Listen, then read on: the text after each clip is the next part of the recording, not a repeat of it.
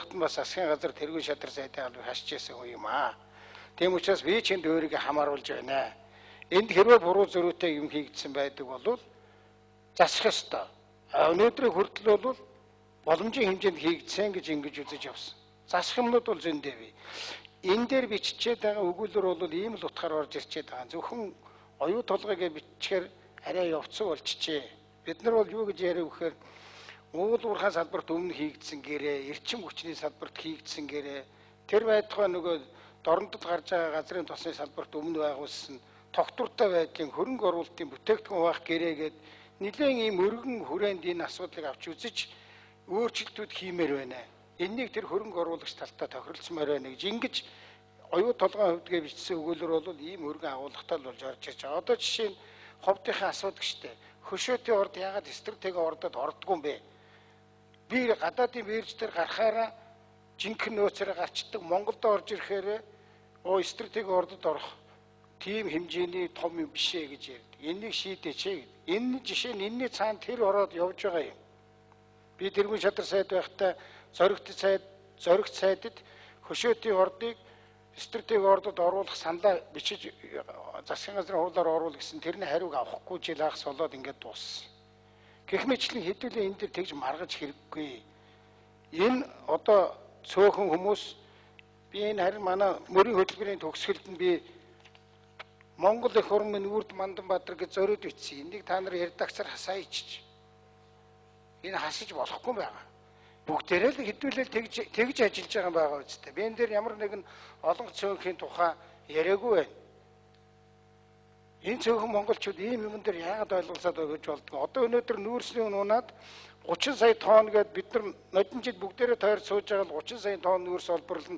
Тэрнээс өчнө мөнгө олно гэсэн өнөөдөр дэлхийн эдийн засгийн байдал муудаал 10 хэдхэн сая тоннтой байна шүү дээ. Одоо он дуустал 20 сая хүрэх үгүй юу гэж.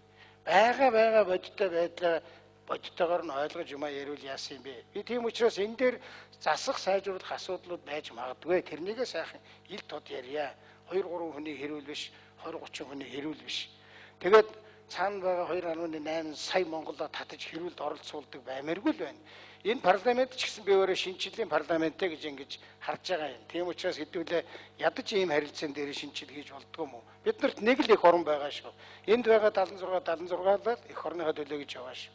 Тийм учраас хэдүүлээ зөв шийдвэр гаргая. Ингэж ойлгочвол энийг коновдоход болохгүй байхгүй. Би заавал оюу толгой гэдгээр оруулна гэж ойлгоод нэг хэсгээр эсрэг коновтол коновт нүз. Энээс нэг тийм том эмгэнэл гарахгүй. Бидний үл ойлголцноос л эмгэнэл гарна. Тийм учраас энэ оюу толгойн асуудлаар нэг тийм нээлттэй сонсголыг бол заавал хийх шаардлагатай. Бид нэг мөр ойлголцох шаардлагатай. Ямар хэмжээний юм хийчихэд байгаа.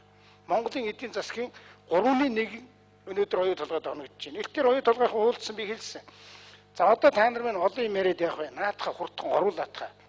Хятад улс цахилгаан өгье гэсэн одоо өгөөлгөж хэлсэн өнөөдөр хүртэл өгөөгүй л байна. Цахилгаан өгснөөс хойш 50 хоногийн дараа оюу толгой ажиллаж эхэлнэ. Бид нар хамтсан засаг дээр ярьсан чадвал сонгуулийн 6 сарын 1-нд ажиллуулчих гэсэн ажиллуулж чадаагүй. 9 сарын 1-нд ажиллуулж чадаагүй. Биднээс хамаардаг юм гэж байна, хамаардаггүй юм гэж байна.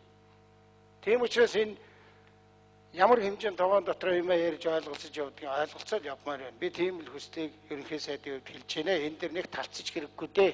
Өөрсдийнхээ итгэл үнэмшлэр коновтол тэгэл явъя. Ер нь цаашдаа бол ойлголцыг бий болгох чиглэл заавал ажиллах шаардлага. Баярлалаа. Байнгын хорооны танилцуулгатай холбогдуулан асуух асуулт дууслаа. Оюу толгой гэж ганц компани явцруулснаас бүх гэрээнүүдээ нээж өгч байгаа илүү дэлгэрэнгүй заалт байна л гэж байнгын хороо үзсэн байна шүү дээ. Одоо энэ дээр тухайлсан асуудал руу орох дэг байхгүй байна. Батэрднаа ургаа. Цаашид эдийн засгийн байнгын хороо бүтэн жилээр ажиллаа төлөвлөөд зөвхөн оюу толгойд гэлгүүгээр тэр бүх бүтээгдэхүүн байх гэрээ, хөрөнгө оруулалтын гэрээ, тогтвортой байдлын гэрээнүүдээр нэг бүрчлэн тонцгол хий. Энэ ойлголтуудаа нэг болго олон нийтэд. Тэгэхгүй хоорондоо маш ялгаатай зүйл ярьж шít. Тэгээ ийм зүйлийг бол эдийн засгийн байнгын хороо хийж олон нийтэд зарлах хэрэгтэй. За одоо зарчмын зөрүүтэй саналуудаараа санал хураая. Санал тос үрээр санал хураалт явуулна.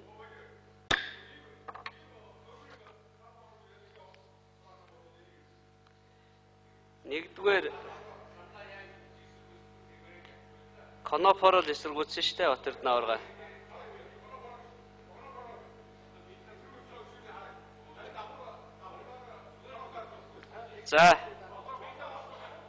За Батэрд нэг шүү суудалтаа суучих. Суудалтаа суучих.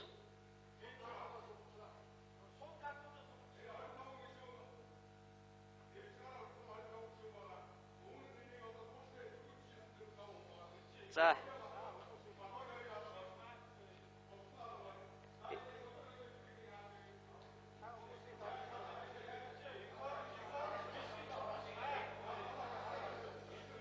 Эзэнгүү картуудаа ураа.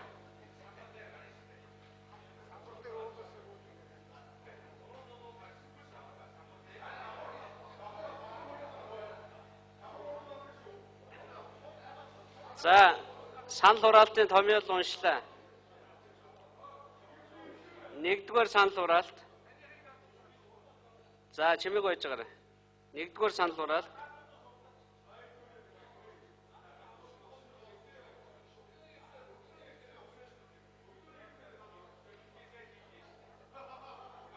Төслийн авсралтын ажил орлоготой Монгол хүн гэсэн бүлгийн уул уурхайн салбарыг хөгжүүлэх чиглэлээр хэрэгжүүлэх бодлогын 15-ын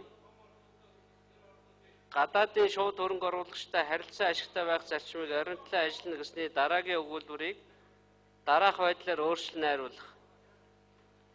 Уул уурхай эрчим хүч газрын тосны салбарт өмнө нь байгуулсан тогтвортой байдлын хөрөнгө оруулалтын бүтээгдэхүүн хуваах гэрээнүүдэд өөрчлөлт оруулах асуудлыг судалж холбогдох өөрчлөлтүүдийг хөрөнгө оруулагч талтай харилцан тохиролцож хийх. Санал хураалт эхлүүлье. Санал хураалт эхэлж байна.